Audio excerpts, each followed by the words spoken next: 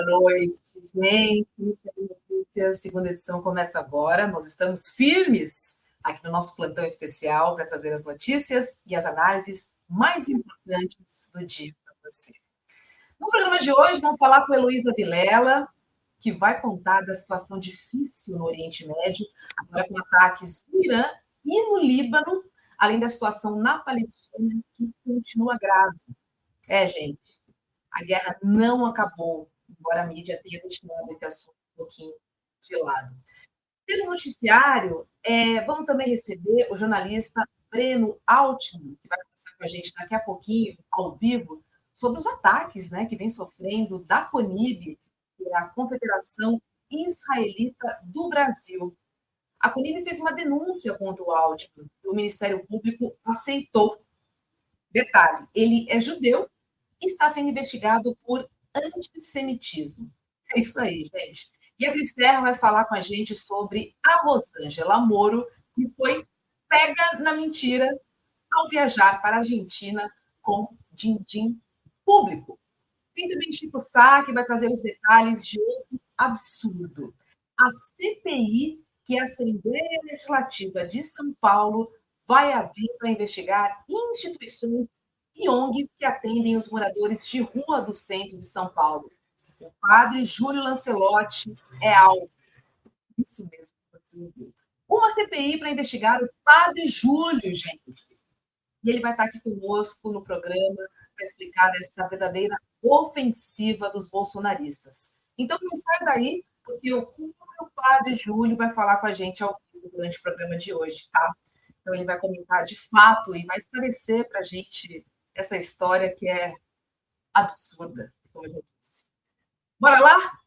Quem abre o jornal comigo é ela, Heloísa Vilela. Elo, boa noite e feliz ano novo para você, meu amor. Seja bem-vinda. Obrigada, Robertinha, para você também. Boa noite. E vamos lá, porque vou te contar, o ano começou, foi quente, né, Roberta? Nossa Senhora, começou daquele jeito, Elo.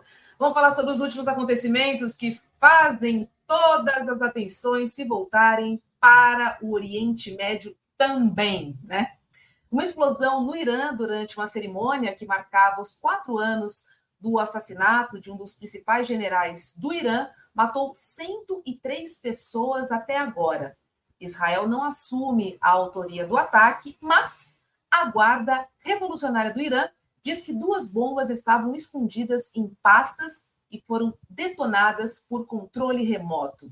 Uma delas estava a cerca de 700 metros do túmulo de Suleiman e outra a quase 1 quilômetro no cemitério de Kerman, que fica a 820 quilômetros a sudeste de Teherã. Elô, o líder do Hezbollah disse que hoje não tem medo de uma guerra.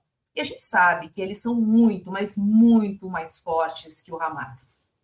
Com certeza. E a gente está juntando hoje 2 acontecimentos muito marcantes, né? Que foi esse atentado, com certeza, claro, a gente pode dizer, é um atentado terrorista, 2 pastas, explosivos, mais de 100 pessoas mortas, num dia em que os iranianos reverenciam a memória desse que foi um general importantíssimo no país, muito querido, muito respeitado, e que foi assassinado pelo governo dos Estados Unidos há 4 anos. O ex-presidente Donald Trump mandou um drone atacar e matar o Soleiman. Então, era um dia muito especial para lembrar esse general e resultou nessa chacina, mais de 100 mortos. Ao mesmo tempo, ontem, houve o assassinato de um grande líder do Hamas em Beirute, no Líbano.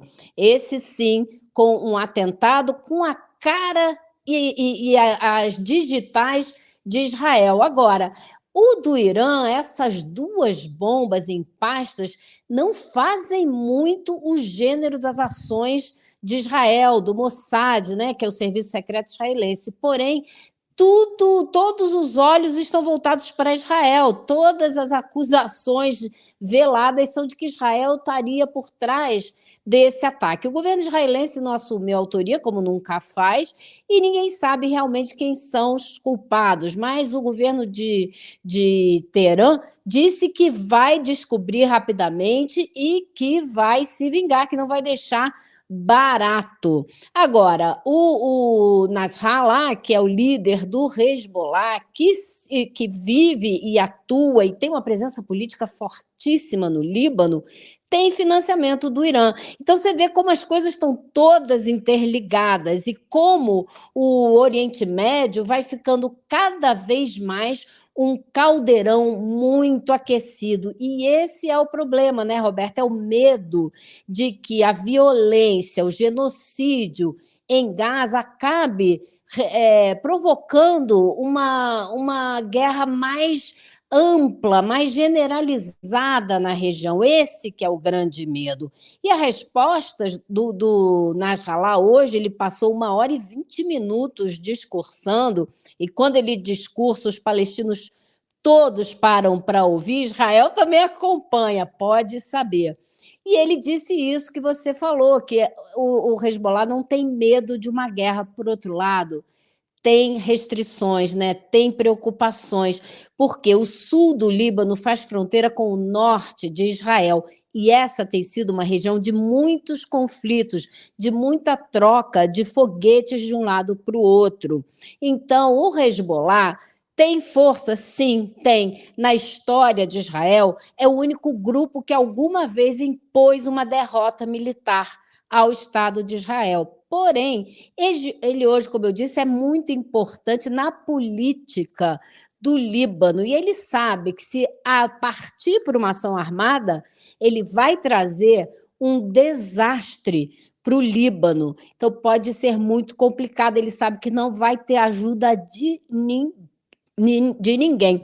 Por isso, ele não vai se lançar numa aventura militar assim de uma hora para outra. Porém, existem tropas na fronteira, como eu disse, do sul do Líbano com o norte de Israel. Então, é uma situação muito tensa, muito delicada, e que está todo mundo de olho, porque pode sim ampliar esse conflito. Ali no sul do Líbano mora 500 mil de pessoas, não é pouca coisa. E o ministro da Defesa de Israel disse hoje que, se o Hezbollah ampliar esse conflito que já vem acontecendo nessa fronteira, que ele vai transformar Beirute numa nova Gaza. Imagina isso. A gente sabe o que é Gaza hoje, né, Roberta? Uhum. Nossa, Elô. Agora, assim, um ataque à capital de um país vizinho, como aconteceu no Líbano, Israel está enfrentando, né? Assim, de uma maneira sem precedentes, Elô, porque a gente entende que uma coisa é um ataque a Gaza, que também é um ataque cruel, né, genocida, mas a gente está falando sobre um Estado, né? A gente está falando sobre o Líbano, isso é muito sério. E ninguém para o Netanyahu, simplesmente ninguém para. Exatamente, é o que muitos moradores hoje do Líbano falaram para a Rede Al Jazeera, que não aceitam essa interferência, esse ataque à soberania do Líbano. Como assim que eles vão lá e matam uma pessoa dentro do outro país? E esse grande líder do Hamas, que foi assassinado nesse ataque de Israel, que Israel não admite, mas a gente tem quase absoluta certeza que foi um ataque de Israel. Ele estava, inclusive, participando das negociações com o Catar para troca de reféns, para você ter uma ideia da importância que ele tinha, não só militar, mas política. Né? A gente não pode esquecer, o Hamas não é simplesmente um grupo armado, o Hamas é uma força política, né? Com expressão muito forte na faixa de Gaza, uma presença muito forte. Então, realmente estarrecedora a ousadia, né? A audácia do governo de Israel, do governo de Netanyahu, para levar adiante essa ação. E a gente fica se perguntando até onde ele quer ir. O que ele quer com isso? É dar um recado para as forças da região? É dizer a todos que é melhor eles ficarem quietos, porque Israel não teme atacar, não teme agir, como a gente tem visto na faixa de Gaza, não teme mesmo, promove um genocídio com a maior disfarçatez, sem que o mundo tome nenhuma atitude. Hoje, pela primeira vez, eu ouvi um representante europeu, Josep Borrell, que é tipo assim o ministro das Relações Exteriores da União Europeia, dizendo que a comunidade internacional vai ter que impor uma solução ao problema ali em Gaza, porque, caso contrário, o Oriente Médio inteiro pode ficar em chamas. Veja só a dimensão da preocupação, né? Onde que nós já estamos aqui, à beira de abismo, que a gente já chegou com essa violência toda que está acontecendo em Gaza. Nossa, Elô, já se vão quase 3 meses, né, de conflito entre Israel e o Hamas. E assim, o que me assusta é que Israel parece não ter medo que o conflito se espalhe por toda a região, porque na verdade, se ele se espalha, teremos Israel, né, aliado, né, dos Estados Unidos, mas teremos os outros países ali em torno, né, contra Israel, né? Então assim, a gente não consegue nem mensurar as proporções desse conflito se ele escalar. Essa é a grande verdade. O que a gente não tem ainda é assim nenhum tipo de sinal dos países, né, das forças governamentais dos países da região. A gente tem o Hezbollah, que tem participação no governo do Líbano, mas ele não representa o Estado. Como a gente não tem nenhum compromisso, por exemplo, do Egito, da Jordânia, de nenhum país do Oriente Médio com a causa palestina hoje, de fato. Né? Mas o que o Nasrallah, que é o líder do Hezbollah, disse hoje, ele deixou ainda mais claro que esses países não estão mobilizados pela causa palestina, mas que existe uma rede de organizações que está, sim, ativa e preparada para se tornar ainda mais ativa. E ele coloca nessa lista, claro, o Hezbollah, o Hamas e vários outros grupos que existem nesses países e que eles têm, assim, digamos, uma rede, mas não tem uma coordenação direta, não atendem ou não seguem ordens de ninguém. Muitos têm o apoio do Irã, mas não seguem ordens do Irã. Então, você pode ter aí um pipocar de ações individuais, mas que todas visando o mesmo alvo, que seria Israel. Então, é tudo bastante intrincado e bastante preocupante. A ver, né, Lô? Porque enquanto isso, a guerra de Israel continua em Gaza e também na Cisjordânia. 22 mil palestinos morreram até agora e, segundo a ONU, 85% dos moradores de Gaza foram retirados de suas casas e simplesmente não têm onde morar. Agora saiu uma notícia no jornal The Guardian, jornal britânico, dizendo que figuras públicas de Israel acusam o poder judiciário de ignorar o genocídio em Gaza.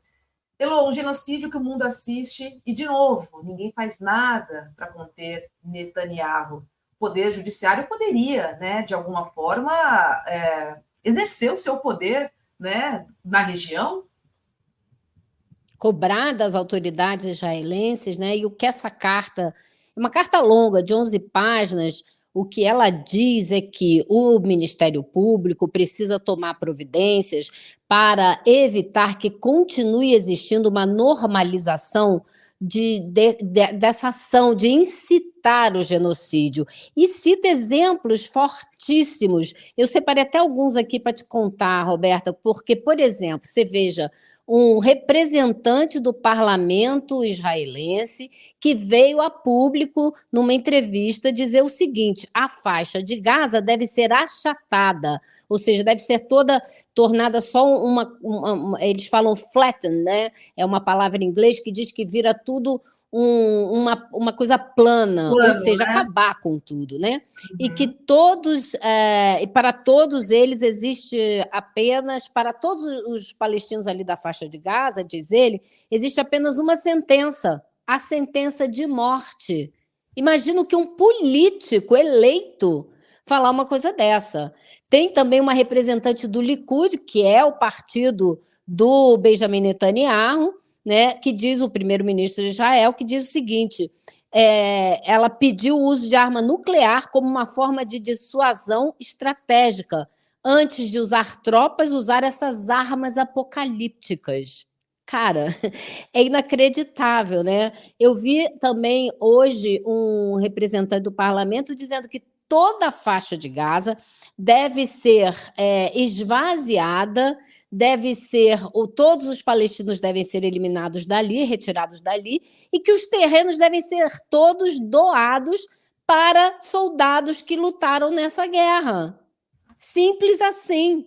Simples assim. Então, a gente vai vendo que, e é isso que essa reclamação, essa carta diz, é que não se pode normalizar esse tipo de discurso, que é o que já vem acontecendo em Israel há mais de um mês. Aliás, na verdade, há 3, desde que começou essa matança lá na faixa de Gaza. Foi virando normal dizer que tem que sair todo mundo dali, que é preciso matar mesmo. Teve jornalista dizendo que matou pouco, que devia ter começado matando 100 mil.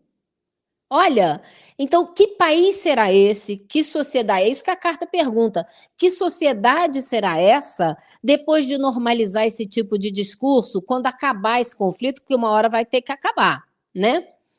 Que sociedade teremos quando a gente normaliza esse tipo de discurso? Então, é realmente preocupante, é um primeiro sinal de uma ação um pouco mais efetiva, de questionar o que esse governo tem feito, de questionar não o genocídio, porque eles não dizem Israel está cometendo um genocídio ali, mas o discurso que incita o genocídio. É uma forma indireta, mas é uma crítica forte, né? E, Elô, você tem informações sobre como é composto esse STF israelense, o Poder Judiciário de lá, que simplesmente está assistindo e não fazendo nada?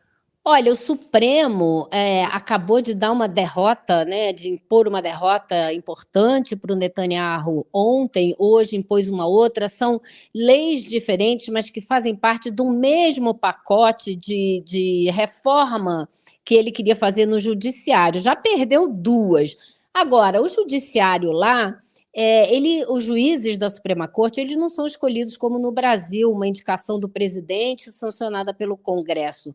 É um comitê que é formado por juristas, advogados e políticos que escolhe os novos representantes. E hoje, a presidente do Supremo se aposentou, porque ela fez 70 anos, se aposentou em outubro, e uma outra juíza também se aposentou, e são 2 juízas que eram bastante progressistas. Agora, o tribunal está com um juiz a menos e tem uma vantagem de 1 voto para os conservadores. Então, é também algo que preocupa, mas não é à toa que essas derrotas foram impostas ao Netanyahu agora, porque essas 2 juízas que se aposentaram, elas tinham 30 dias para redigir os votos delas a respeito de tudo que ainda estava na mesa delas. Então, elas fizeram isso rapidamente, porque agora, no dia 12, termina esse prazo. Então, conseguiram, com isso, já impor 2 derrotas a ele. Mas a mesa virou, né? E para frente, aí a gente vai ter os conservadores com um voto a mais.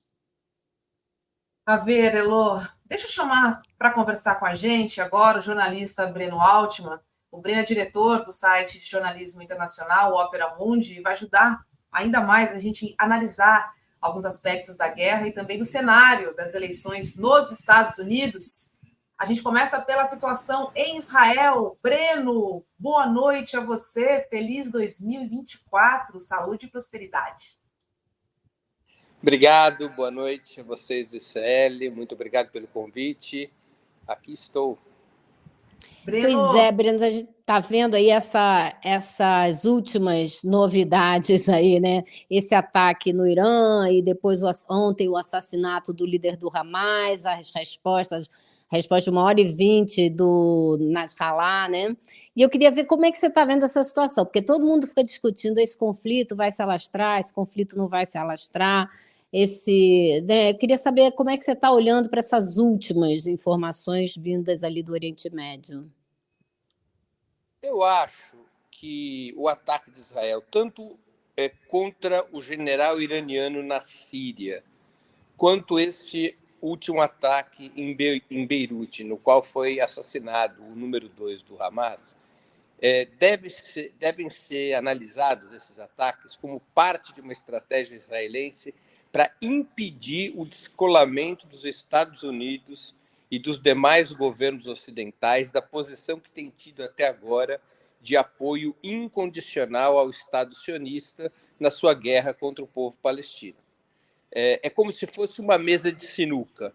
Israel bate a bola numa quina para acertar a bola na outra quina e encaçapar na quina oposta. Ou seja, ataca o Irã, ataca o Hamas em território libanês, portanto, uma provocação contra o Hezbollah, de tal sorte que haja uma reação ou ameaças de reação, tanto por parte do Irã quanto por parte do próprio Hezbollah, para que os Estados Unidos assumam uma posição mais, continuem numa posição firmemente pró-Netanyahu nesse enfrentamento. Há uma situação de pressão muito forte da opinião pública nos Estados Unidos, o mesmo vale para a Europa. Os Estados Unidos têm exercido, ainda que com baixa intensidade, algum nível de pressão para que o Netanyahu reduza a mortandade, o massacre, o genocídio em Gaza. Há sinais de que o mesmo poderia ocorrer nos países europeus. A França já tem uma posição mais pendular e Israel teme se isolar internacionalmente e teme perder, de alguma maneira, o fluxo financeiro e militar que garante sua sobrevivência a partir dos Estados Unidos. Então, eu vejo dessa maneira esses ataques. É um risco para Israel. Israel aumenta muito sua exposição militar ao atacar Síria, ao atacar o Irã na Síria e ao atacar o Hamas em território libanês e, portanto, provocando o Hezbollah. Por que aumenta sua exposição militar? Porque Israel está abrindo potencialmente uma nova frente militar ao norte contra o Hezbollah e a nordeste contra eventuais reações iranianas ou a partir da. Então, é uma situação de exposição militar crescente, mas que Israel aceita correr o risco porque ele não pode perder o apoio incondicional dos Estados Unidos, tanto do ponto de vista financeiro quanto do ponto de vista militar. Perder o apoio dos Estados Unidos poderia levar o Estado de Israel a uma derrota na sua guerra contra o povo palestino e ser obrigado a declarar o cessar-fogo, a abandonar a faixa de Gaza, e isso seria humilhante para o Estado sionista. Agora, Breno, a guerra em Gaza já ultrapassa 22 mil mortes. E é muito triste saber, ou ter a expectativa, que ela está muito longe do fim, né? Claro, esse é o grande problema, na minha opinião, do governo Netanyahu e do Estado de Israel. O tempo joga contra o Estado de Israel. Eles gostariam de ter uma vitória fulminante e essa vitória fulminante não está acontecendo. Eles atingem lideranças civis do Hamas, como foi o caso agora em Beirute, porque a situação em campo de batalha em Gaza não é tranquila. O Estado de Israel está se atolando na faixa de Gaza e recorre também por essa razão a uma estratégia de extermínio em massa, repetindo um pouco o que os Estados Unidos, num certo momento, fizeram na Guerra do Vietnã. Lembremos aqui que na Guerra do Vietnã, os Estados Unidos, incapazes de vencer a Frente Nacional de Libertação, popularmente conhecida como os Vietcongs, no Vietnã do Sul, os Estados Unidos desatam um bombardeio indecoroso sobre Hanoi em 1972, semelhante ao que Israel faz agora sobre a faixa de Gaza. Dezenas de milhares de vietnamitas morrem no bombardeio indiscriminado dos Estados Unidos sobre Hanoi, sem ter declaração de guerra. Não é? E com isso, os Estados Unidos, à época, tentavam quebrar a capacidade resistente dos Vietcongs no Sul, que eram apoiados pelo Vietnã do Norte. Israel, incapaz de enfrentar a resistência palestina com sucesso, ou pelo menos com sucesso, batalha também por essa razão, desata uma estratégia de extermínio em massa. Não é a única razão. Há uma outra razão paralela, que é o objetivo histórico do sionismo de varrer os palestinos do território, ou seja,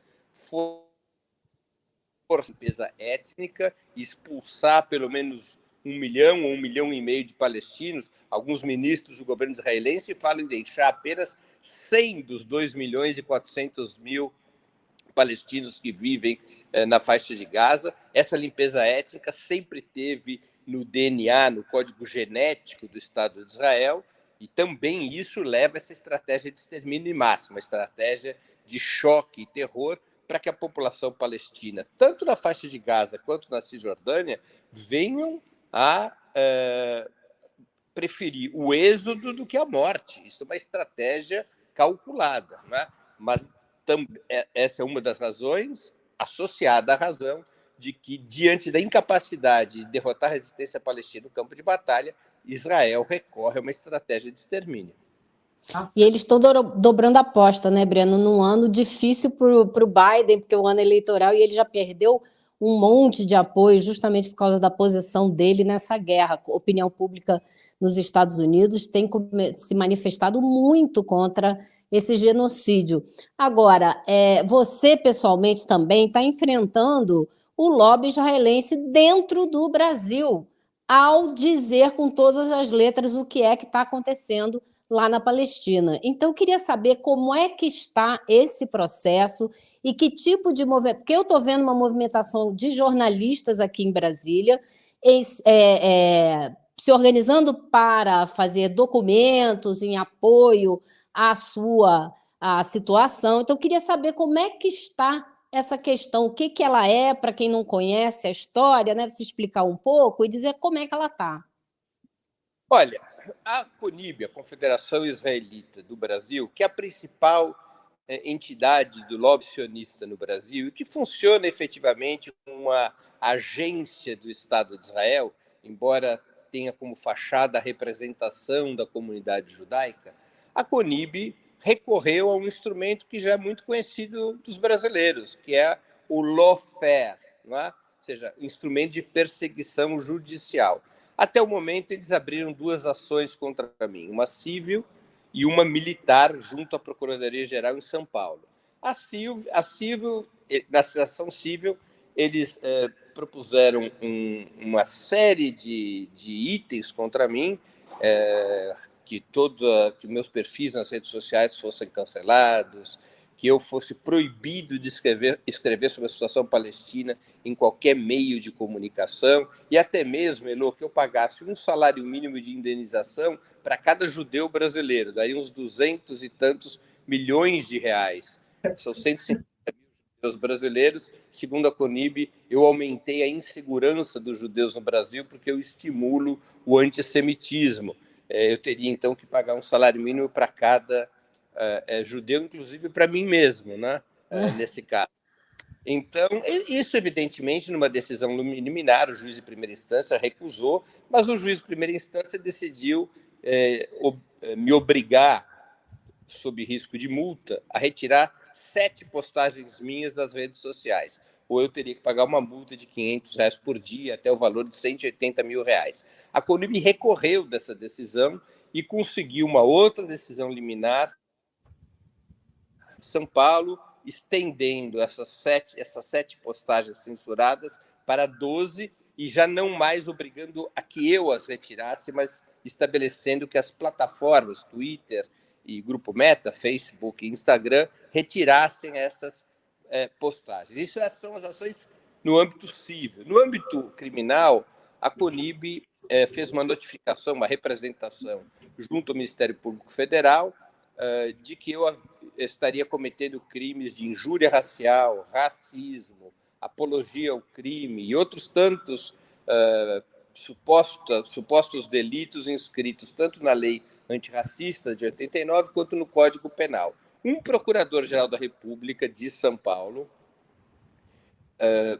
acatou a representação da CONIB, abriu investigação e determinou à Polícia Federal a abertura de um inquérito policial contra mim, que está sendo aberto pela Polícia Federal por esses crimes. Então, não há nenhuma decisão judicial em definitivo, as decisões judiciais que existem são no âmbito civil, mas no âmbito criminal corre o processo, e eu não tenho nenhuma dúvida de que a CONIB abrirá vários outros processos, ou tentará abrir vários outros processos contra mim. faz parte de um mecanismo que eles estão usando, que o lobby sionista está usando em vários países. Tentar calar as vozes que criticam o Estado de Israel e o sionismo, especialmente, Elo, as vozes judaicas. Porque a dissidência judaica é inadmissível para o sionismo. Na medida em que o sionismo tenta se apresentar como a própria identidade do povo judeu, de tal sorte que ser anti-sionista seria ser antissemita, quando judeus levantam-se contra o sionismo, isso quebra o cristal dessa identidade entre sionismo e judaísmo. E essas vozes judaicas têm que ser caladas de qualquer jeito. E o lawfare, a perseguição judicial, é um mecanismo utilizado.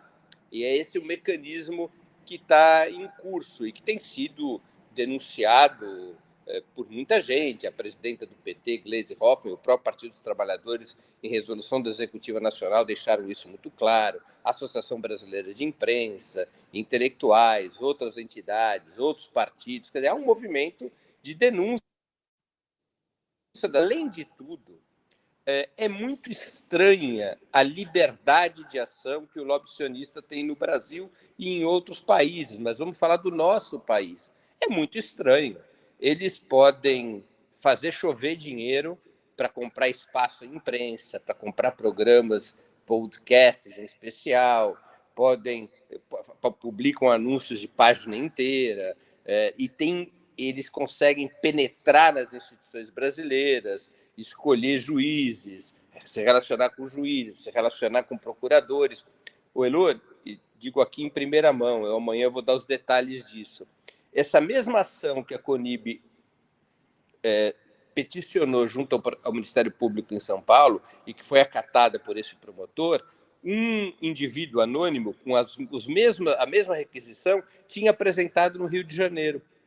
E uma procuradora do Rio de Janeiro tinha recusado a denúncia. O que faz a CONIB? Ela conseguiu transferir, reapresentou a petição em São Paulo, provavelmente porque sentia que o clima em São Paulo era mais favorável à abertura do inquérito. Então, são características de lawfare, né? É disso que se trata.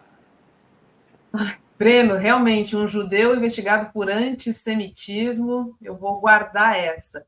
Agora, Breno, queria falar sobre um outro assunto que você também acompanha muito de perto, né, que é a política estadunidense e a possível volta de Donald Trump à presidência. Trump é o favorito nas pesquisas para as eleições. Você acha que ele é favorito porque os americanos realmente gostam dele ou mais pelos erros de Joe Biden, como, por exemplo, esse apoio incondicional a Israel? Olha, eu acho que é um conjunto de fatores. Primeiro, a Elo entende Estados Unidos muito mais do que eu. Eu vou aqui dar Estou com duas feras aqui, não sei nem para quem pergunta, olha. Não, eu acho que ali nos Estados Unidos você tem um processo estrutural, que é o definhamento em termos relativos da economia norte-americana e a perda de hegemonia, e isso faz com que o discurso ultranacionalista do Trump, esse discurso protecionista do Trump, tenha muito auditório. O Trump sabe misturar esses elementos nacionalistas, chauvinistas norte-americanos, com um discurso contra os imigrantes, um discurso de proteção à classe trabalhadora branca norte-americana, especialmente, que veio perdendo muito espaço econômico. Então, ele consegue galvanizar esse chauvinismo típico dos Estados Unidos, esse nacionalismo de grande potência típico dos Estados Unidos. Então, isso é um fator estrutural, porque o Biden não conseguiu reverter esse processo de crise e definhamento da economia americana, embora seus resultados não sejam visíveis para o mundo inteiro, que os Estados Unidos estão perdendo hegemonia econômica, ainda que lentamente. Não é um processo que vai ser concluído da noite para o dia, na minha opinião. E o Biden cometeu erros brutais que fazem com que ele hoje, aos preços de hoje, o Biden é um futuro ex-presidente. Ele cometeu erros graves no conflito entre Rússia e Ucrânia e agora comete erros graves no conflito na Palestina. Ele pode ir para a tentativa de reeleição em novembro com 2 tremendos abacaxis no colo. Uma derrota para a Rússia, a Ucrânia já não é mais capaz de combater, a Ucrânia está às beiras da rendição, a Rússia já avança para além do Donbas, para além da região leste, da qual ela concentrava suas forças, e a situação do Zelensky é periclitante. E já se discute abertamente os termos de uma rendição de Ucrânia com a Rússia, entregando territórios para a Rússia e militarmente a Ucrânia. Isso para o Biden é um horror. Ele terá metido os Estados Unidos numa guerra brutal, colocando recursos imensos para ser derrotado. E o segundo problema é o alinhamento incondicional dos Estados Unidos com a chacina, com o genocídio na faixa de Gaza, o que é desestabilizador para aquele setor mais progressista do eleitorado democrata. Então, o Biden, por exemplo, em relação a essa questão da Palestina, se ele mantém a sua posição inicial de alinhamento incondicional com Israel, ele vai ter como consequência o abandono do eleitorado democrata mais progressista e jovem. Eles não irão às urnas. E isso ajuda Trump. Se ele muda sua posição e passa a exercer pressão sobre Israel, ele vai perder o setor mais conservador do eleitorado. Então é uma situação já muito delicada. O Biden se envolveu em batalhas, em operações militares, direta ou indiretamente, tanto na Ucrânia quanto na Palestina, para ficarmos apenas nas duas mais importantes, sem qualquer vantagem que ele possa apresentar para o eleitorado dos Estados Unidos. Ele está à beira de 2 grandes fracassos. Um fracasso geopolítico e militar na Ucrânia e um fracasso moral e humanitário na Palestina. Então, eu acho que a situação do Biden é muito delicada. E as pesquisas já vão mostrando isso, de que ele está no fio da navalha, né? Que ele está numa situação de geração eleitoral. Eu acho que ele se deu muito mal, especialmente com a questão da Palestina, porque a questão da Ucrânia, a população ainda apoiou bastante essa guerra da Ucrânia, o lado dos Estados Unidos. Mas esse genocídio na Palestina, eu acho que ele fere a primeira arma de propaganda do Biden, que sempre foi aquele cara que sente a dor do outro, né? Ele fazia toda essa campanha do humanista, o cara sensível, para se contrapor à coisa mais rude do Donald Trump. Acabou. Você dizer que vai continuar apoiando essa guerra diante dessas mortes todas, e os americanos estão vendo, por mais que a imprensa lá não cubra como deveria, tem a internet, tem as mídias sociais, as pessoas estão vendo as mulheres, as crianças, esse genocídio, a destruição completa de Gaza, e foram às ruas, como não foram na questão da Ucrânia. Então, ele perdeu muito voto por causa disso. Agora, as pesquisas estão dando 2 pontos, em média, de vantagem para o Trump, o que não é decisão nenhuma, mas dão 2 pontos para o Biden quando você pergunta se a pessoa realmente vai votar. Então, o Biden vai ter que contar com desânimo geral. Quanto menos gente aparecer para votar, aparentemente, maior a chance dele. Ou seja, né, não só você vê um encolhimento da hegemonia dos Estados Unidos no mundo, como também um encolhimento da própria democracia americana, que já vem em crise há muito tempo, né? Breno, quer falar? Que depois vou passar para a Argentina, mas podemos continuar nos Estados Unidos. Não, apenas uma observação. E é curioso, quer dizer, eu chamo a atenção de quem está nos assistindo, nos escutando, que Israel tem uma situação excepcional na relação com os Estados Unidos. Estados Unidos comandam um sistema imperialista que é um sistema vertical, no qual as elites governantes dos demais países são subordinadas à Casa Branca, no que diz respeito às grandes decisões. Israel tem uma excepcionalidade. Israel consegue intervir na vida política dos Estados Unidos através da burguesia judaico-norte-americana, que tem muito peso nas comunicações, que tem muito peso nas finanças, muito peso na tecnologia de informação, muito peso na indústria cultural, muito peso no financiamento das campanhas e muito peso, especialmente, no financiamento da campanha dos democratas.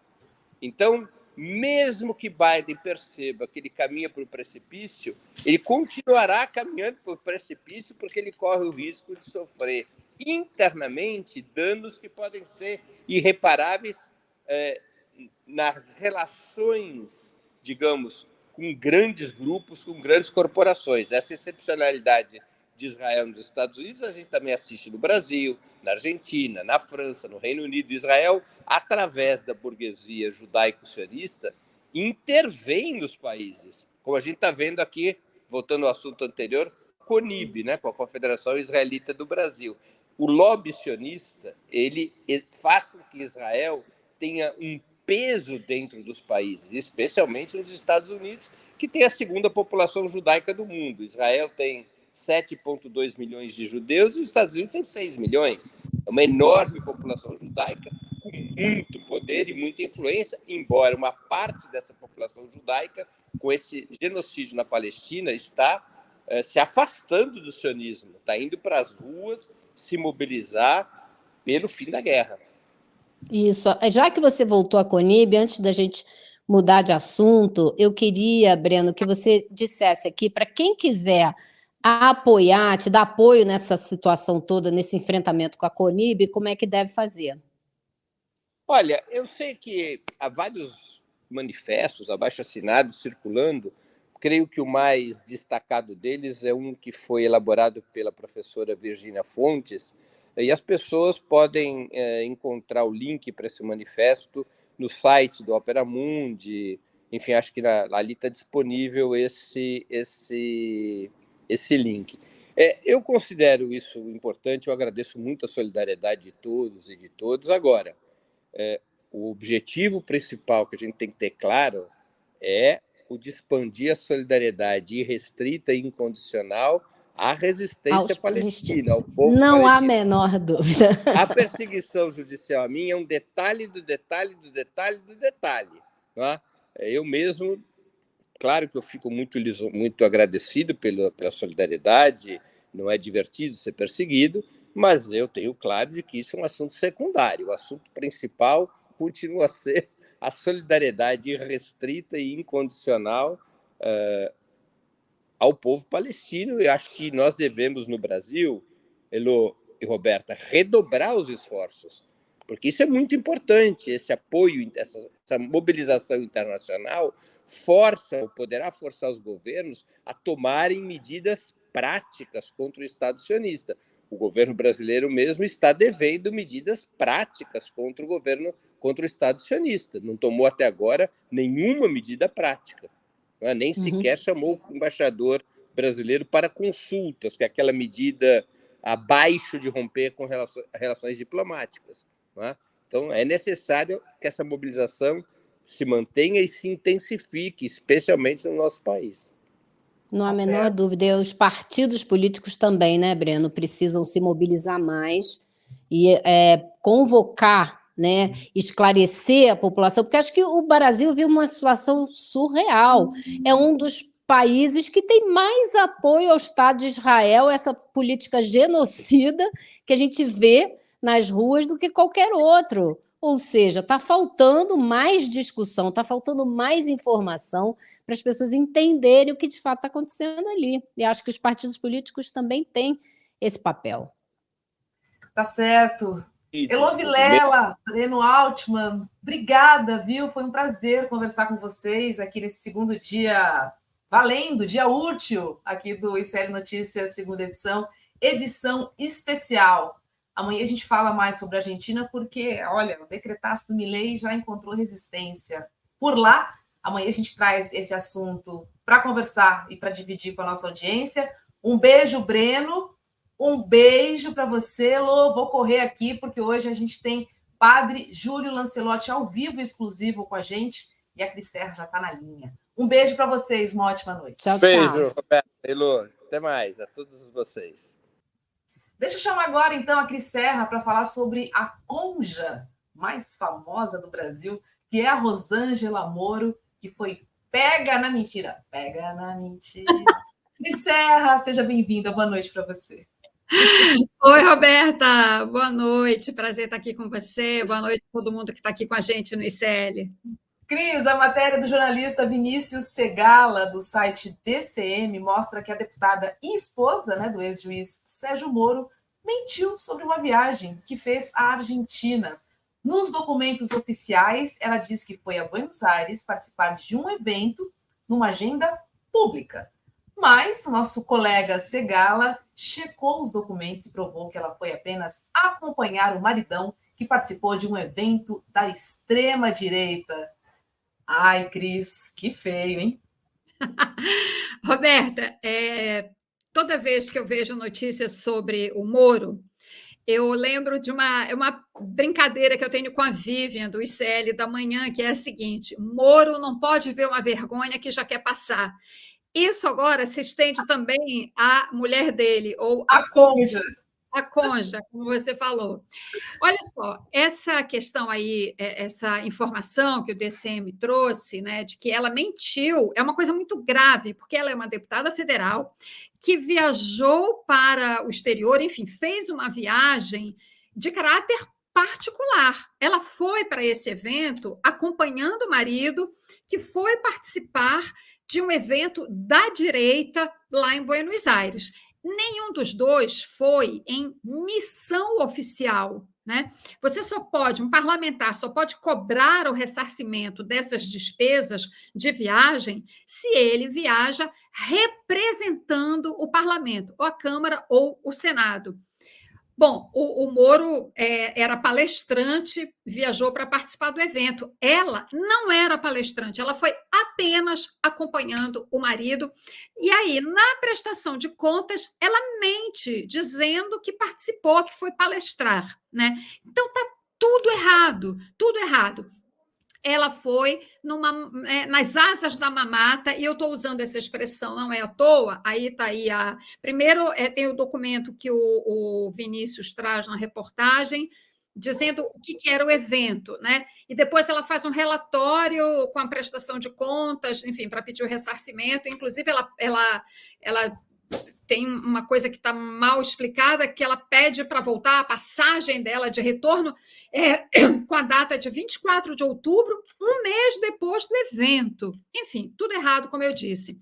Eu usei a expressão nas asas da mamata, porque, obviamente, isso é uma mamata, e também porque eu quero aqui fazer referência, né, a uma prática que é muito comum dos parlamentares, infelizmente, né, que é usar as suas verbas indenizatórias, que são recursos públicos, é dinheiro nosso, meu, seu, nosso, né, para interesses particulares, que não tem nada a ver com o exercício do mandato. E isso está muitíssimo bem contado num livro que se chama Nas Asas da Mamata, de 3 colegas nossos, 3 grandes repórteres que eu faço questão de mencionar aqui: Eumano Silva, Eduardo Militão e Lúcio Lambrânio. Eles mostram, inclusive, no livro, que Jair Bolsonaro, quando casou com Michele, viajou para Foz do Iguaçu de lua de mel, também com dinheiro da Câmara dos Deputados. E por que eu estou... o livro traz muitos exemplos, mas por que eu estou pegando justamente do Bolsonaro? Porque eu gosto sempre de lembrar que Rosângela Moro, foi ela quem disse que praticamente Jair Bolsonaro e Sérgio Moro são a mesma pessoa. Quem sou eu para duvidar de Rosângela Moro, que deve conhecer os dois tão bem? Então, está tudo errado. Se a Câmara fosse realmente séria, uma instituição séria, isso aí daria cassação de mandato parlamentar. Mas a verdade, Roberta, é que ninguém ali leva a sério essas prestações de contas dos parlamentares. Infelizmente, isso é muito ruim, isso é degradante para a democracia. E na cassação da Rosângela, cassação de Sérgio Moro, não seria nada bom ali para a família nesse momento. né? Seria ótimo, né? Seria ótimo. Aliás, você me deu a deixa aqui para falar uma breve observação, né? Eu escrevi várias vezes, quando eu tinha a coluna na Folha de São Paulo, eu escrevi várias vezes sobre o Sérgio Moro, desejando sempre que ele fosse para a lata de lixo da história. É o que vai acontecer muito em breve, né? Ele responde a um processo de cassação, né, que está no TRE ainda do Paraná, certamente vai subir para o TSE. Eu creio que está nesse momento, que ainda não chegou ao TSE, certamente vai chegar, mas eu espero realmente, né, porque esse é o lugar apropriado, aliás, para o casal, a lata de lixo da história. Deltan Dallagnol já está lá, falta o casal. É isso aí. E, Cris, a próxima notícia foi dada em primeira mão na Folha de São Paulo, e ela diz o seguinte, olha, o ex-diretor da ABIN de Bolsonaro, que é o Alexandre Ramagem, também atual pré-candidato à Prefeitura do Rio de Janeiro, pode ter usado equipamentos da agência para espionar opositores de Bolsonaro. Essa notícia a gente já conhece. Agora, segundo a PGR, há indícios de corrupção passiva pelo ex-diretor-geral da ABIN, o Alexandre Ramagem. Na época, a PF prendeu 2 servidores da ABIN, no entanto, Ramagem não foi alvo da operação, né, Cris? Roberta, essa é uma investigação que está aí se desdobrando muito nos bastidores. Então, de fato, como você menciona, teve, acho que em outubro, essa operação da Polícia Federal, que teve como alvo 2 ex-servidores da ABIN, que foram afastados justamente depois da operação, porque eles estavam sendo alvo de um procedimento interno, né, e, enfim, de uma maneira resumida, pelo que a gente sabe até agora, instaram, né, enfim, fizeram gestões junto a Alexandre Ramagem, quando este era o dirigente da ABIN, para que ele retardasse este procedimento interno que investigava a atuação desses 2 ex-servidores agora. E o Alexandre Ramagem fez isso, ele tomou medidas burocráticas internamente para retardar essa investigação, que se refere também, de uma forma resumida, ao uso de uma tecnologia, um software espião, chamado First Mile, né? É uma tecnologia que foi adquirida, inclusive, no governo Temer e foi usada largamente, até onde se sabe, para espionar críticos, adversários, opositores do presidente Bolsonaro. Se não me falha a memória, o uso dessa tecnologia foi interrompido em 2021, mas então há essa investigação para saber, afinal de contas, quem foi espionado, que tipo de violação foi cometida nessa espionagem, né? É uma grande arapongagem, né? Essa é a melhor expressão para isso, né? Um esquema de arapongas usando esse software sofisticadíssimo que, inclusive, ele consegue a geolocalização de telefones celulares. Isso é uma maneira, inclusive, de invasão, né, dessa rede de telefonia nacional, operada pelas empresas de telefonia celular. Portanto, algo de extrema gravidade. Então, tem-se essa investigação, e agora a novidade, como você mencionou, é isso, é que a PGR, né, menciona Alexandre Ramagem como tendo cometido corrupção passiva, né, ao longo deste processo, pelo que se sabe até agora. Isso é muito importante por várias razões, né? Mas é muito importante entender como funcionou esse sistema de arapongagem, entender o papel de Alexandre Ramagem, que é deputado federal, daí a investigação estar no Supremo com manifestação da PGR, né, e que é candidato também, como você mencionou, pré-candidato, né, digamos assim, à Prefeitura do Rio de Janeiro. Inclusive, está em segundo lugar, segundo uma pesquisa bem recente que saiu sobre os pré-candidatos aqui no Rio.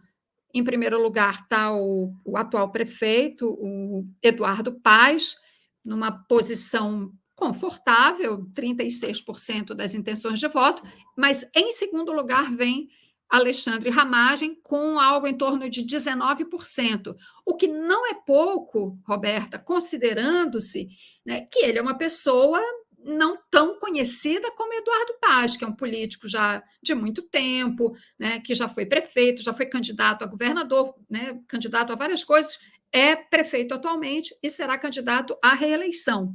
Então, o Alexandre Ramagem, com essa força do bolsonarismo no Rio de Janeiro, está em segundo lugar com 19%, portanto, das intenções de voto. Portanto, é muito importante saber o que esse sujeito fez quando estava à frente da Agência Brasileira de Inteligência, né, que é um órgão tão importante e que merece um escrutínio da sociedade assim, bastante cuidadoso, Roberto. Acho que nem é o caso da gente entrar aqui hoje, porque tem muitos assuntos, o padre Júlio está vindo aí, né, mas a ABIN tem um histórico bastante complicado, controverso, então essa investigação é muito importante. É isso aí, Cris. Como você disse, vou relembrar nossa audiência. O padre Júlio Lancelotti vem aí daqui a pouquinho para comentar sobre essa ofensiva, né, da extrema-direita contra ele. Ele vai explicar também qual é a estratégia, né, que ele vai usar e também entender, enfim, por que, né, os bolsonaristas resolveram atacá-lo agora, neste momento. Vou trazer mais um assunto com você, antes de chamar o padre Júlio, porque, Cris, segundo o Ministério do Trabalho, o Brasil encontrou 3.151 pessoas trabalhando em condições análogas à de trabalho escravo, isso em 2023. A atividade de onde mais trabalhadores foram resgatados foi o cultivo de café, seguida pelo plantio de cana-de-açúcar. Parece que a gente está vivendo em 1500 e alguma coisa, né? Dá essa impressão para você? Roberta, essa foi exatamente a impressão que eu tive quando eu li essa notícia, li, por sinal, aí na coluna do nosso colega Leonardo Sakamoto no UOL, né? O Sakamoto, que é do site Repórter Brasil, que faz um trabalho de investigação sobre o trabalho escravo moderno, digamos assim, entre aspas, há muito tempo, né? É um trabalho de excelência que eu acompanho com muito cuidado. Esses números realmente são assombrosos. E imagino eu aqui, Roberta, que é um número subnotificado, né? A fiscalização está em campo, ela sofreu um enfraquecimento nos anos de bolsonarismo, ela voltou a campo, né? E por isso que a gente se depara com esses números que são uma realidade muito chocante. Porém, considero que são subnotificados. Um país do tamanho do Brasil deve ter muito mais casos. Agora, esse choque que a gente tem ao ler essa informação é exatamente por isso que você mencionou, porque parece que, assim, no milésimo de segundo, a gente dá vários passos para trás, né? A gente retrocede séculos para trás, né? Você vê, são trabalhadores na lavoura de cana. A cana, que é uma lavoura, como você falou, do século XVI aqui. Uhum. Foi onde começou, foi a indústria açucareira no Nordeste brasileiro, foi como começou a economia aqui no Brasil. Bom, começou com a extração de pau-brasil, mas em seguida vem a cana, o café, que utilizou amplamente a mão de obra de pessoas escravizadas.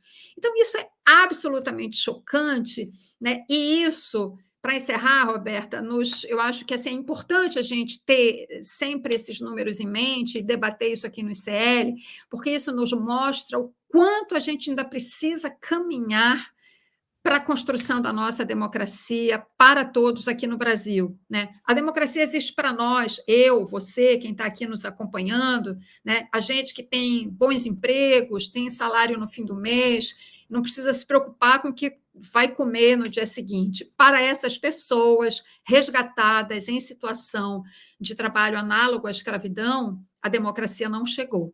Né? E precisa chegar para essas pessoas, para ser uma democracia de fato, uma democracia real.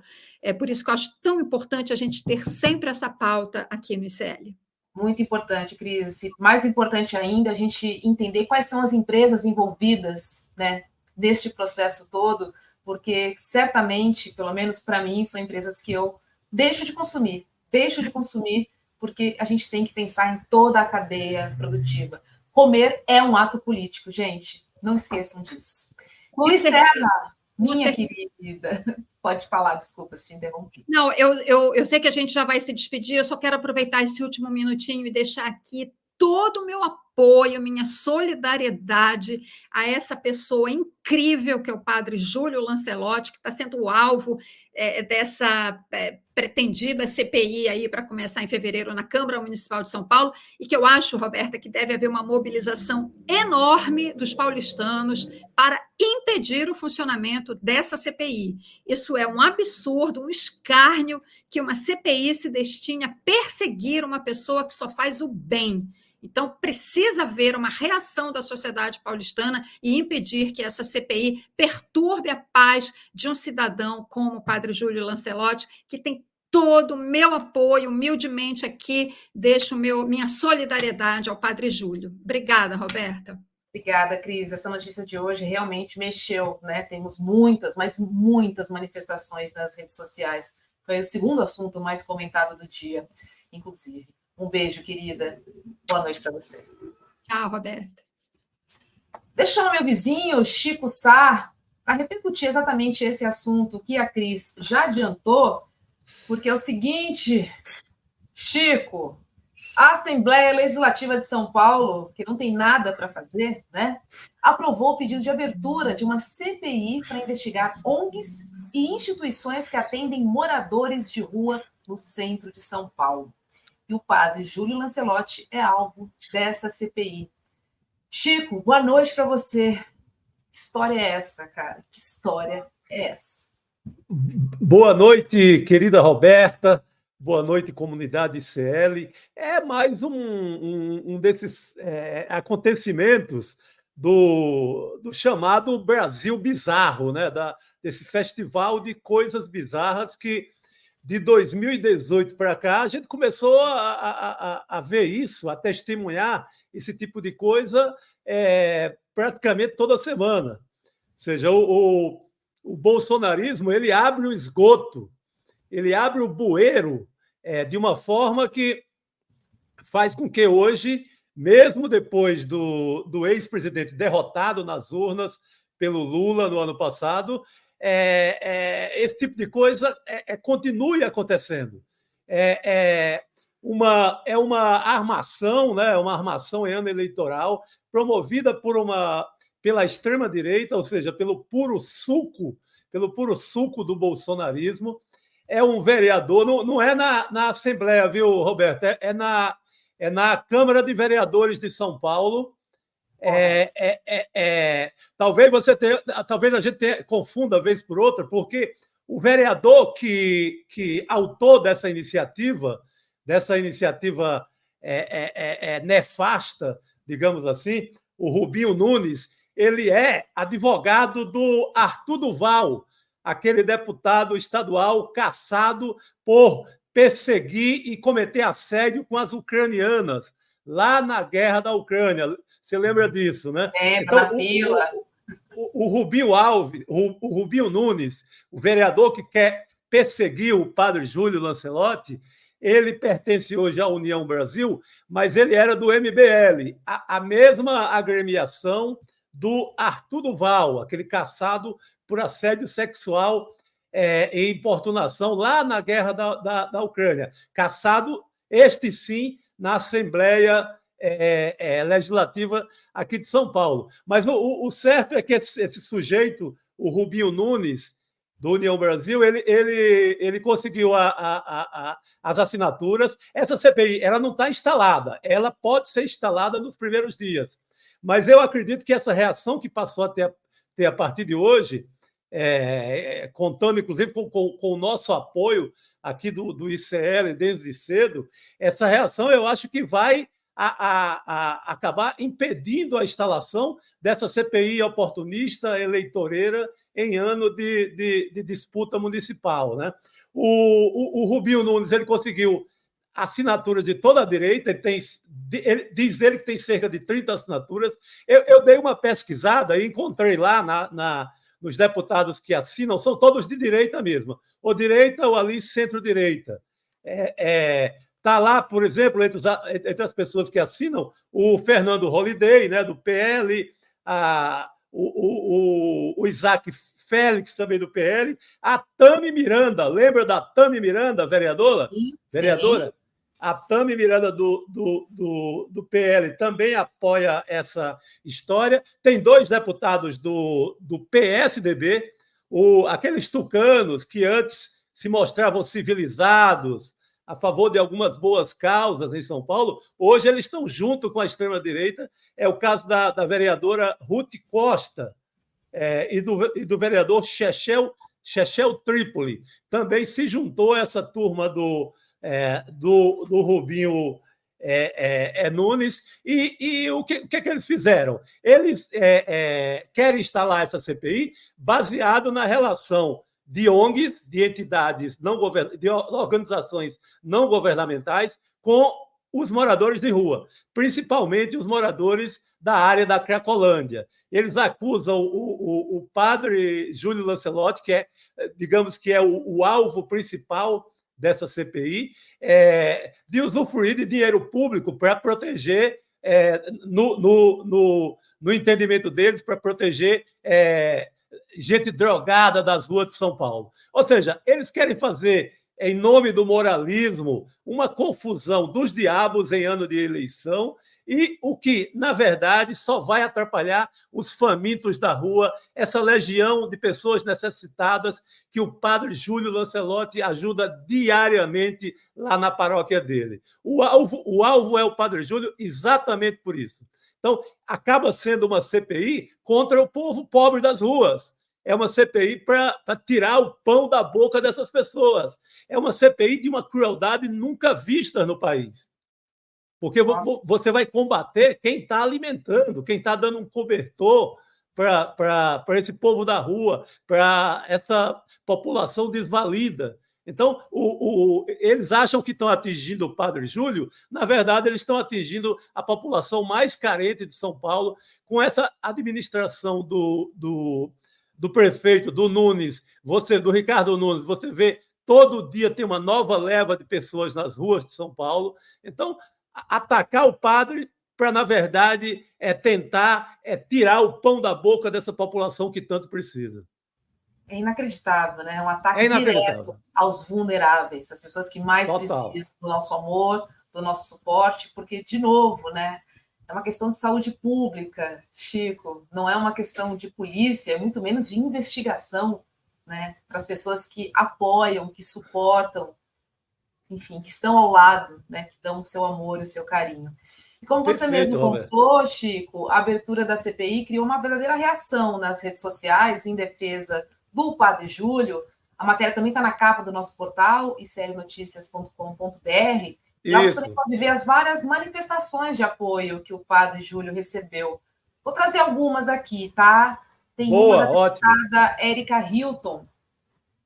Vou botar aqui na tela para a gente ver. Ela está dizendo o seguinte, olha, é simplesmente um absurdo e obsceno que a Câmara de Vereadores instale uma CPI para perseguir o padre Júlio Lancelotti e demais organizações. Tem outro tweet aqui da deputada Fernanda Melchiona. Ela diz o seguinte, olha, os ataques contra Júlio Lancelotti são de uma baixeza sem tamanho. Perseguem uma pessoa que dedica a vida aos mais pobres e ao combate às injustiças. A deputada Sâmia Bonfim também se manifestou. Ela diz o seguinte, olha, enquanto a cidade está ao léu, tentam perseguir quem está ao lado da população. Tem outro aqui, olha, do pastor Henrique Vieira, diz o seguinte, olha, é lamentável a postura da Câmara de São Paulo aprovar uma CPI que nitidamente é uma perseguição política ao padre Júlio e àqueles que trabalham em prol da justiça. Assim, corroborando tudo que a gente falou aqui, Chico, porque, na verdade, isso é um ataque direto à população mais carente, aos vulneráveis, né? Em uma área que a gente entende que foi espalhada pela cidade, né? Através das políticas públicas, que não são políticas de saúde, são de... Nossa, eu não consigo, juro, para mim é tão difícil, porque... a gente já conversou muito também, né, no ICL sobre o fluxo, né, que na verdade é o nome, né, da Cracolândia. A Cracolândia é o nome que a mídia deu, mas se chama fluxo, de pessoas que vivem numa situação muito complicada, muito ruim, e aí as políticas públicas são esguicho de água, né, tira o cobertor, tira o colchão, né? E as pessoas estão espalhadas pela cidade de São Paulo, né? Ao léu, ao relento. Então, realmente, isso é um ataque a quem dá um tipo de suporte, a quem pode, pelo menos, dar um pouquinho de amor e esperança a essas pessoas, Chico. Exatamente, Roberta. Você colocou em palavras certeiras, mas que bom que a gente tem essa rede solidária ao Padre Júlio, desde o primeiro momento que essa informação foi veiculada da possibilidade da CPI. Você tem, e não é só de parlamentares aqui de São Paulo, o Brasil inteiro solidário, porque conhece esse trabalho sério do padre. E o padre, ele é perseguido, ele também está com... Ele tem aquela resistência já na pele, que não vai ser isso que vai tirá-lo das ruas com o povo, né? O padre Júlio Lancelotti, para você ter ideia, ele é combatido desde dos tempos mais pesados do HIV, da AIDS, quando começou a ter os primeiros casos de crianças aqui em São Paulo com o vírus. O padre Júlio já estava lá, Roberta, já estava lá abrigando essas crianças, esses meninos e essas meninas que não contavam com nada, não contava com ninguém, nem com hospital, nem com ninguém, nem com autoridade pública, nem federal, nem municipal, nem estadual. Ninguém queria abrigar a essa gente que sofria por causa do vírus. E quem estava lá? O padre Júlio, porque a história dele é de uma boniteza sem fim, porque ele não quer saber quem é. Ele quer ser cristão no sentido pragmático, no sentido prático, sim, no sentido na vida real. Não é da esse doação, povo né? Da doação, da caridade, do compartilhamento, do amor. É isso aí, Roberta. Não é esse povo que fica recitando salmos, que fica um salmo atrás do outro, recitando versículos da Bíblia, e, na verdade, não cuida de ninguém. Na prática, não tem nada de cristão. Então, o padre Júlio é essa versão prática, diária e para valer do que a gente pode chamar de cristianismo. É essa a atuação dele. Pois é. E olha, o trabalho voluntário, trabalho humanitário, na verdade, do Padre Júlio, acontece na paróquia de São Miguel Arcanjo, né? E é lá que ele ajuda pessoas em situações de rua da Cracolândia, que fica na região central de São Paulo. E assim, eu não me conformo que esse tipo de trabalho seja um alvo da extrema-direita, Chico, juro, eu realmente tenho muita dificuldade para entender esse tipo de ação, né? Esse tipo de provocação, esse tipo de investigação. A CPI vai investigar, né? O que eles esperam encontrar ali? Me diz. Imagina. Desvio de dinheiro, desvio de verba? Não faz. Exatamente. Eles querem levar o padre Júlio para sentar numa cadeira como se fosse um réu de uma situação em que é completamente o contrário. É a pessoa que abriga o povo das ruas, o povo sofrido das ruas de São Paulo. Então, essa tentativa ela já é criminosa. Digamos que a CPI não saia, mas essa tentativa já é um crime com um religioso que tem um trabalho prático, não é um trabalho de ficar fazendo sermão e não sendo cristão na prática, como a gente vê muito na extrema-direita, né? E é a mesma extrema-direita, Roberta, que dizia que o Lula iria fechar os templos, iria fechar as igrejas. É essa extrema-direita que quer cessar, que quer acabar com o trabalho de um cristão como o Padre Júlio. A extrema-direita que dizia, na campanha do Bolsonaro, que o Lula ia fechar as igrejas, os templos evangélicos, que o Lula não era cristão, é essa mesma extrema-direita e capitaneada pelo vereador Rubinho Nunes e sua corja, né, que tenta agora frear e cercear o trabalho do Padre Júlio. Chico, vamos conversar então com o Padre Júlio, que já está conectado para dar uma entrevista exclusiva para a gente. Padre Júlio Lancelotti, boa noite para o senhor. Receba toda a nossa solidariedade, o nosso amor e o nosso apoio. Boa noite para o senhor. Boa noite, eu agradeço muito a atenção, o carinho de vocês e de todos que têm manifestado solidariedade, apoio à população de rua e aos que estão junto. Eu agradeço muito, muito emotivo com todas essas manifestações de carinho e de apoio. Padre Júlio, como é que o senhor recebeu essa tentativa de abrir uma CPI, hein? Então, eu fiz uma pequena nota dizendo as CPIs, elas são um instrumento legítimo do legislativo, seja a nível federal, estadual e municipal. Elas têm que ter um foco de investigação. E, nesse caso, eles querem, e está ali no requerimento, verificar alimentação, instrumentos, seringas e coisas para as pessoas dependentes químicas, principalmente nas chamadas cenas de uso, como se costuma dizer, a Cracolândia. E eles, depois, aí fora do documento, que não cita nenhuma entidade, que são as OSCs, né, as entidades da sociedade civil, ou como ainda o povo entende, como as ONGs, depois ele diz que quer investigar as ações da Pastoral de Rua e também da Craco Resiste. A Craco Resiste também fez uma nota e a Pastoral de Rua também, eu coloquei, nós não somos uma ONG, nem uma OSC, eu não pertenço a nenhuma ONG. Nosso trabalho na pastoral de convivência com as pessoas em situação de rua é uma convivência que é uma forma de trabalho da Arquidiocese de São Paulo como pastoral. Mas você sabe, você diz essa entrevista com exclusividade. Hoje, desde a hora que eu cheguei na igreja, às 6h15, 6h20 da manhã, até umas 9h30, 10 horas, eu estava com uma moça, uma jovem, em situação de rua. Ela tem a identidade de gênero masculino. Perdemos, Chico. Eu acho que o Padre Júlio estava com uma ligação da rua, como o trabalho dele é tão intenso, ele não larga essa população desassistida, né, os sem-teto. Eu acho que ele estava numa ligação da rua um pouco mais precária e perdemos, mas vamos esperar que ele retorne aí para a nossa conversa. Pois é, o telefone talvez possa ter tocado também, e aí a gente perde realmente, de fato. Acabaram de confirmar para a gente. Realmente ele recebeu uma ligação, mas acho que ele voltou, Padre Júlio? Sim, estou te vendo. Estou te vendo, estou ouvindo.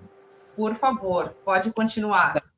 E essa jovem queria uma internação, ela é dependente química, tem uma série de problemas, ela estava inclusive ferida e tudo mais. Chamei os agentes de saúde do consultório de rua para levá-la até aquele... Chico. Imagina as pessoas ligando também para o Padre Júlio. Roberta, mas você veja, né, esse caso que ele começa a contar. Esse é o tipo de história que ele enfrenta todo dia, sabe? Pessoas que vêm com pedidos de socorro, são pedidos urgentes, sabe? Pessoas que vivem a infelicidade de conviver com droga ou numa situação precária. É esse povo que o Padre Júlio assiste diariamente. E você sabe que nós não conseguimos o lugar de internação. E foi tanta espera, que no fim da tarde ela acabou saindo lá do antigo Cratóide, porque não conseguiu.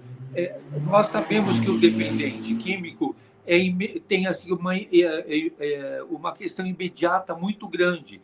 Quando eles buscam a internação, e ela se despojou de várias coisas, objetos, para ser internada. Então, é uma frustração agora, outra vez, recuperar tudo outra vez, readquirir a confiança, voltar a lidar com a pessoa, que acaba se afundando cada vez mais. Então, hoje, nós não temos agilidade para socorrer essas pessoas. Não temos uma forma não institucionalizada. Então, para conseguir uma consulta com um psiquiatra, são 4, 5 horas de espera. Depois, até que faça a consulta e se encaminhe, é mais 3, 4 horas de espera. Se você vai somando tudo isso, vai dando 10, 12 horas de espera. E a pessoa fica lá numa cadeira, fica numa sala, fica sem alimentação, sem um contato humano aconchegante. Então, dificulta. Então, eu encaminho muitas pessoas para os CAPs, também, às vezes, muito lento. A gente vê as pessoas do CAPs pegam montes de remédio que é para tomar durante 15 dias, dão tudo na mão da pessoa, tudo junto. Ela não tem nem acesso à água potável. Essa é uma luta, principalmente agora, nessas mudanças climáticas, nesse calor extremo. Então, as pessoas não têm acesso à água potável para tomar medicação, não tem como ter uma sequência de horário. Então, tudo é feito para que o que nós estamos assistindo, o número de dependentes químicos é cada vez maior. O número dessas pessoas cada vez mais deterioradas é cada vez maior. O número dessas pessoas cada vez mais resistente ao tratamento é cada vez maior, porque nós não respondemos humanamente, com agilidade e segundo a necessidade de cada pessoa. Então, enquanto isso for acontecendo, nós não podemos deixar essas pessoas morrerem de fome. Elas precisam ser alimentadas. E, sabe, tem uma questão que muitas vezes as pessoas não sabem. A alimentação, por exemplo, hoje nós entregávamos o pão que nós fazemos na nossa padaria da Pastoral de Rua e leite. E eles estavam tomando muito leite, tomam muito leite, porque isso causa intolerância à droga. Então, o tempo que eles estão alimentados é um tempo que eles há menos de ingestão de drogas ou de uso de drogas, o que é, de certa forma, chamado redução de danos. Alguns até dizem para mim, quando a gente está com você, a gente está fazendo redução de danos, porque eles não estão usando. Agora, é preciso ter espaços adequados, número de CAPs suficientes, profissionais habilitados, diminuir a institucionalização e a burocratização para que essas pessoas sejam atendidas rapidamente. E, sobretudo, para que haja prevenção. Quando a pessoa chega na droga e se instala o comportamento de uso abusivo, é muito mais difícil diminuir do que prevenir. Mas nós não temos uma rede de CAPs, AD, de CAPs especializados para a questão da saúde mental e para a questão de diminuir o início do uso de drogas.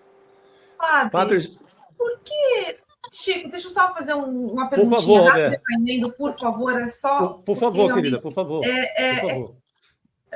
É uma pergunta importante para a gente tentar entender essa tentativa de CPI. Padre, por que o trabalho amoroso do senhor incomoda tanto, principalmente na direita, hein? Olha, eu não saberia de dizer assim com toda exatidão, nunca estudei isso assim com maior tempo, mas eu tenho uma clareza lógica de que quando você está do lado dos indesejáveis, você vai ser indesejado também. Quando você está do lado dos rejeitados, você vai ser rejeitado também. Nós não podemos esquecer que São Paulo hoje se movimenta a partir da especulação imobiliária. A cidade de São Paulo hoje é um grande laboratório de especulação imobiliária e de obras imobiliárias, do mercado imobiliário. E isso aumenta o que a gente chama da aporofobia, aumenta a rejeição aos mais pobres e aumenta a rejeição a esses grupos que são ligados à dependência química, que é um fenômeno que você vê com tudo que o Estado tem feito, o município faz, inclusive de repressão, de câmeras, de monitoramento facial, de cercar determinadas áreas da cidade, só aumenta, não diminui. Por quê? Porque isso é um negócio lucrativo. Então, o que se vê nesse momento com essa questão da CPI e outras coisas é uma criminalização do pobre, é uma criminalização do dependente químico. E nós não vamos superar isso com uma guerra. O México já mostrou que não adianta fazer guerra, porque vocês sabem melhor do que eu que o conceito de crime organizado é o crime que tem a participação de agentes do Estado. Se você levantar, e o ICL pode fazer isso com muita facilidade, quantos guardas civis metropolitanos e quantos PMs foram presos em operações nessas áreas de dependência química? Não são todos, são exceções, mas quantos foram? Quantas exceções nós temos? Um número muito grande, porque há um envolvimento do aparato estatal. Então, ao invés de enfrentar o problema, a gente criminaliza. Ao invés de enfrentar esse problema sério, denso, conflitivo, dramático, de desumanização da vida, a gente criminaliza, porque é mais fácil, é mais simples. Você criminaliza aquelas pessoas e tenta eliminá-las e todos os que estiverem ao lado delas também. Vai lá, Chico Sá. Ótima pergunta, Roberta. Padre Júlio, ao tocar no seu nome, a começar essa perseguição, eu acredito que esses vereadores, né? Esses vereadores, não está ouvindo? Ah, deve ter caído. O telefone do Padre Júlio deve estar simplesmente uma loucura hoje. Sim. Todo mundo tentando acessar, todo mundo tentando uma entrevista. Exatamente. Não, mas ele já nos falou o essencial, né, Roberto, aqui nesse pouco tempo. Ele acabou mostrando para o nosso público por que é combatido. Não é? Luta pelos indesejáveis e é indesejado por essa turma da Câmara dos Vereadores. Mas, Padre Júlio, eu tenho uma pergunta simples. Ao mexer com o senhor, ao tentar persegui-lo, esses vereadores eles estão também atacando, de alguma maneira, a Arquidiocese de São Paulo, não? Porque a quem o senhor pertence. Acaba a Arquidiocese. Por favor. Eu creio que sim, porque a pastoral de rua é uma ação pastoral da igreja, é uma ação pastoral da Arquidiocese de São Paulo. Eu não ajo em nome próprio, eu ajo como vigário episcopal para a população em situação de rua. Então, é a ação da pastoral de rua, que é uma ação de estar junto, de conviver, de procurar entender todo esse fenômeno e procurar entender, não teoricamente, mas a teoria vindo da convivência prática e, junto com eles, procurar respostas. Então, conviver com esse grupo social não é uma coisa fácil, é bastante desgastante, é bastante exigente, não é uma questão fácil, não é um diletantismo, é uma experiência dramática, difícil, tensa, densa, e com eles procurar encontrar respostas. Como muitas vezes eu tenho que falar para eles, não sou eu que ponho a droga na tua boca e nem sou eu que vou tirar. Você tem que fazer esse processo. Agora, esse processo é um processo longo, intrincado, difícil, que nós temos que buscar, e eu acho que é aí que está uma questão muito séria para todos nós. Não ficarmos nos efeitos, mas irmos para as causas. Toda essa parafernália movimentada fica nos efeitos e não analisa quais são as causas e como combater. É aquela velha história, não adianta enxugar o chão com a torneira aberta, a gente precisa fechar a torneira. O senhor acredita que a CPI vai ser instaurada mesmo? Principalmente depois das manifestações de hoje? Ainda tem que passar pelo Colégio de Líderes, uma votação no Colégio de Líderes, e depois tem que ir a plenário. E existe uma fila de CPIs. Para uma CPI passar, parece que, pelo que eu entendi de alguns vereadores, tem cerca de 45 na frente. Então, não é uma coisa assim instantânea. Eu acredito até que esse assunto voltou à baila um tanto requentado, porque ele já tinha sido ventilado antes e agora voltou essa questão. ninguém pode assegurar com certeza de que em fevereiro essa CPI seja instalada. Se for instalada, será depois da votação do Colégio de Líderes da Câmara Municipal e depois de passar pelo plenário da Câmara. Ô, Padre Júlio, o que daria uma boa CPI, e o senhor poderia levar a sugestão para os vereadores, o que daria uma boa CPI é essa falta de uma rede de proteção a essas pessoas das ruas. O senhor não acha que seria uma boa CPI?